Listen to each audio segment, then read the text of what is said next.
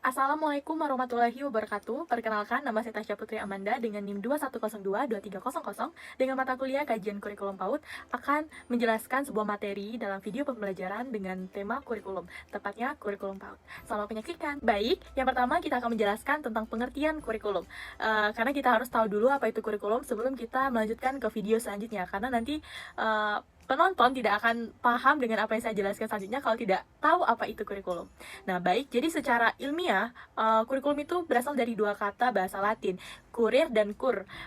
Kurir itu sendiri berarti partir, dan kurir itu tujuan, tempat berpacu. Jadi bisa diartikan sebagai kurikulum itu adalah tempat berpacunya ke tempat tujuan. Supaya lebih jelas ya, jadi kurikulum itu dapat diartikan sebagai kita, kurikulum, itu berjalan, maju, berpacu menuju tujuan. Tujuan itu adalah tujuan pendidikan yang ingin kita capai. Nah, itu jika kita membahas secara ilmiah. Jika kita melihat menurut Undang-Undang Nomor 20 Tahun 2003 tentang Sistem Pendidikan Nasional Indonesia, Pasal 1 Butir 19, yang bunyinya seperti ini. Kurikulum adalah seperangkat rencana dan pengaturan mengenai tujuan, isi, dan bahan pelajaran, serta cara yang digunakan sebagai pedoman penyelenggaraan kegiatan pembelajaran untuk mencapai pendidikan tertentu. Nah, jadi itu pengertian kurikulum dilihat dari bahasa Latin dan juga undang-undang. Nah, setelah teman-teman paham pengertian tentang kurikulum yang secara saya review lagi supaya mudah dipahami, kurikulum kalau secara bahasa Latin itu adalah tempat berpacu menuju tujuan atau cara kita menuju tujuan pendidikan. Kalau secara undang-undang itu adalah seperangkat rencana yang disusun yang bisa berisi isi, tujuan, dan cara menuju pedoman penyelenggaraan pendidikan. Jadi kurang lebih intinya sama saja, teman-teman. Oke, selanjutnya saya akan menjelaskan tentang fungsi kurikulum. Karena seperti yang sudah kita bahas tadi, kurikulum adalah tempat berpacunya menuju tujuan suatu pendidikan, maka tentunya kurikulum memiliki segudang manfaat. Nah, ada itu segudang manfaat untuk kepala sekolah, murid, guru, bahkan orang tua, dan juga masyarakat. Kalau untuk kepala sekolah, fungsi kurikulum untuk kepala sekolah adalah sebagai pedoman kepala sekolah untuk menyelenggarakan suatu sistem pendidikan di sekolah yang ia bina. Nah, jadi kurikulum bisa ia gunakan sebagai untuk petunjuk, pedoman agar sistem pembelajaran di sekolah yang ia bina itu dapat berjalan dengan baik. Nah, jika untuk kedua itu adalah untuk guru. Jadi fungsi kurikulum untuk guru yaitu sebagai pedoman pengajaran terhadap siswa agar tujuan pembelajaran yang ingin dia capai dalam kelas tersebut dapat terlaksana dengan baik. Nah, seperti proses pembelajarannya, materinya, apa yang harus dicapai oleh siswa, itu semuanya guru bisa lihat dari kurikulum. Dan yang ketiga untuk siswa yaitu sebagai patokan pembelajaran. Jadi kurikulum bisa digunakan siswa sebagai patokan pembelajaran seperti materi apa yang harus saya pelajari, indikator-indikator apa yang harus saya capai, dan lain sebagainya. Satu lagi yaitu fungsi kurikulum untuk masyarakat dan juga orang tua siswa. Jadi di sini kurikulum bisa digunakan sebagai patokan dalam pengawasan perkembangan anak-anak di sekolah. Jadi kalau masyarakat atau orang tua ingin melihat sebagai semanah nih perkembangan anaknya di sekolah, ia bisa berpatokan pada kurikulum. Baik, selanjutnya saya akan menjelaskan tentang tujuan kurikulum. Karena seperti yang kita lihat tadi, seperti fungsi-fungsinya dan juga tujuan kurikulum itu sebagai suatu perjalanan untuk mencapai pendidikan, maka dari itu tujuan dari kurikulum PAUD itu sendiri adalah untuk menjadikan alat pendidikan untuk menghasilkan siswa yang cerdas, berintegrasi, dan juga berprestasi. Nah, selain dari itu, kurikulum ini diterapkan secara merata di seluruh Indonesia. Maka dari itu tujuan lainnya ya agar seluruh anak Indonesia mendapatkan pendidikan yang sama rata tanpa ada diskriminasi apapun. Jadi diharapkan dengan adanya kurikulum ini, seluruh anak di Indonesia dapat mendapatkan pendidikan yang sama dan perlakuan yang sama dari pemerintah. Baik, itu tujuannya. Ke penjelasan selanjutnya. Karena memiliki segudang manfaat, fungsi, dan tujuan, tentu saja kurikulum ini memiliki berbagai komponen. Yang pertama itu adalah objektif atau tujuannya.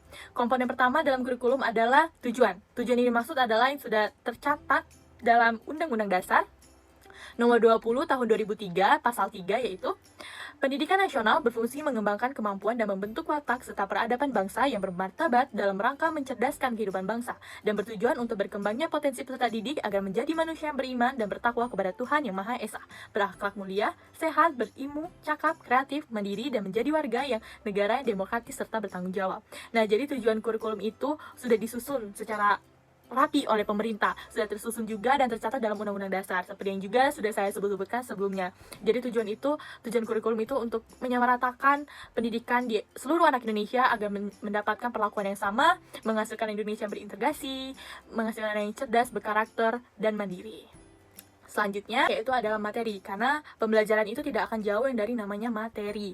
Walaupun ada juga seperti media, bahan belajar, dan lain-lain, tapi materi adalah inti pokoknya. Maka dari itu, salah satu komponen dari kurikulum adalah materi. Jadi kurikulum ini berisi tentang materi-materi yang sudah disusun sedemikian rupa agar dapat digunakan baik oleh siswa maupun guru dalam pedoman pembelajarannya. Penyusunan kurikulum ini sendiri tidak asal sembarang, tapi sudah direvisi dari tahun-tahun sebelumnya sehingga menjadi kurikulum yang pantas dan sesuai dengan zamannya. Kurikulum ini juga digunakan menggunakan materi tanpa melihat perbedaan apapun, tanpa menyinggung agama manapun, ras manapun, sehingga kurikulumnya bisa dipakai untuk seluruh anak-anak di Indonesia, seperti dinamika perkembangan global, persatuan nasional, nilai-nilai kebangsaan, perkembangan ilmu, teknologi, sosial, budaya, dan lainnya.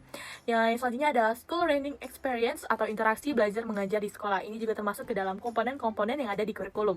Interaksi belajar dan mengajar di sekolah antara siswa dan juga guru itu menunjang keberhasilannya kurikulum ini, karena kurikulum itu tidak akan lepas dari yang namanya siswa, orang tua, guru, dan juga pembina sekolah atau kepala sekolah. Maka dari itu school learning experience atau interaksi belajar mengajar di sekolah itu merupakan komponen dari kurikulum ini. Evaluasi, karena apapun itu kita membutuhkan evaluasi untuk menjadi lebih baik. Nah, komponen terakhir dari kurikulum ini adalah penilaian. Penilaian dibutuhkan untuk melihat sejauh mana, seefektif mana kurikulum ini diterapkan, dan kita bisa mengetahui apa kekurangannya dan apa yang harus kita lakukan untuk memperbaiki kurikulum tersebut. Dari penilaian ini juga kita dapat melihat sejauh mana ketercapaian kita dalam melakukan pembelajaran dengan tujuan yang ingin dicapai sudah sampaikah atau belum, dan apa yang harus kita perbaiki. Maka dari itu dibutuhkannya evaluasi dalam kurikulum. Sebagai closing dan juga penutupan, di sini saya akan menjelaskan tentang kurikulum PAUD. Karena ini merupakan mata kuliah kajian kurikulum PAUD, maka tidak afdol jika saya hanya menjelaskan tentang kurikulum tanpa mengkaitkan dengan PAUD. Jadi sebenarnya kurikulum PAUD itu sama saja seperti kurikulum lainnya, hanya membedakannya ini kurikulum PAUD mengkhususkan tentang pendidikan anak usia dini yang sesuai dengan karakteristik anak-anak, berbeda dengan kurikulum SD, SMP, ataupun SMA. Dan SD, SMP, SMA itu pun sendiri memiliki karakteristik masing-masing yang berbeda. Nah, jika kurikulum PAUD ini, ia memiliki karakteristik yang lebih mengacu dan sesuai dengan pendidikan anak usia dini, yang mata pelajarannya yang digunakan itu tidak terlalu menyusahkan dan lebih mengembangkan aspek-aspek seperti sosial emosional, kognitif, moral, dan lain-lainnya pada anak usia dini. Kegiatan belajar mengajar ini di kurikulum PAUD biasanya ditujukan untuk anak usia 0 sampai 8 tahun. Kurikulum PAUD juga sering mengalami perubahan dari masa ke masa, sama halnya seperti kurikulum SD, SMP, SMA, seperti sebelumnya KTSP dan sekarang K13. Nah, itu juga kurikulum PAUD mengalami itu. Hampir seluruh TK dan juga PAUD yang ada di Indonesia ini menggunakan kurikulum K13, walaupun terdapat banyak juga kendala-kendalanya, seperti banyak TK-TK yang tidak mempunyai fasilitas pendukung untuk melaksanakan kurikulum 13 itu. Nah, seperti yang saya juga jelaskan, sama saja kurikulum PAUD mempunyai komponen-komponen seperti guru, interaksi, siswa-mahasiswa, dan lain-lainnya seperti yang saya jelaskan tadi, dengan tujuan juga mencapai tujuan pendidikan agar semua aspek anak tercapai. Nah, jadi itulah penjelasan saya tentang kurikulum dan juga kurikulum untuk PAUD. Semoga bisa dipahami dan dimengerti. Apabila ada salah penyampaian, baik itu informasi, pengetahuan, dan salah kata yang saya ucapkan, saya mohon maaf. Saya tutup. Wassalamualaikum warahmatullahi wabarakatuh. Dadah.